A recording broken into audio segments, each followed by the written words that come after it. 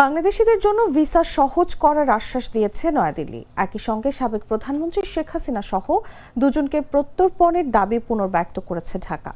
বুধবার নয়াদিল্লিতে দুদেশের পররাষ্ট্রমন্ত্রী ডক্টর খলিলুর রহমান ও ডক্টর এস জয়শঙ্করের মধ্যে দ্বিপাক্ষিক বৈঠকে এসব বিষয়ে আলোচনা হয়।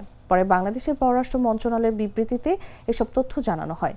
বৈঠকে জ্বালানি সহযোগিতা বাড়ানো সহ বিভিন্ন গুরুত্বপূর্ণ বিষয়ে দুদেশের মধ্যে ইতিবাচক আলোচনা হয়েছে বলেও জানানো হয়।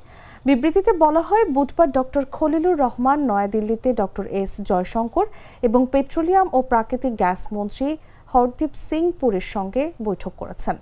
এ সময় প্রধানমন্ত্রীর পররাষ্ট্র বিষয়ক উপদেষ্টা হুমায়ুন কবির এবং ভারতে বাংলাদেশের হাই কমিশনার রিয়াজ হামিদুল্লাহ উপস্থিত ছিলেন। এর আগে নয়াদিল্লিতে পৌঁছানোর পর ভারতের জাতীয় নিরাপত্তা উপদেষ্টা অজিত দোভালের সঙ্গেও বৈঠক করেন ডক্টর খলিল। সেই বৈঠকে উভয় দেশ দ্বিপাক্ষিক সম্পর্ক আরও জোরদার করার উপর গুরুত্ব আরোপ করে। পাশাপাশি আঞ্চলিক ও আন্তর্জাতিক বিভিন্ন গুরুত্বপূর্ণ ইস্যু নিয়েও আলোচনা হয়। 200-র বেশি সার্ভিস ও ফিচারে লেনদেনের সব বিকাশ অ্যাপে সম্ভব।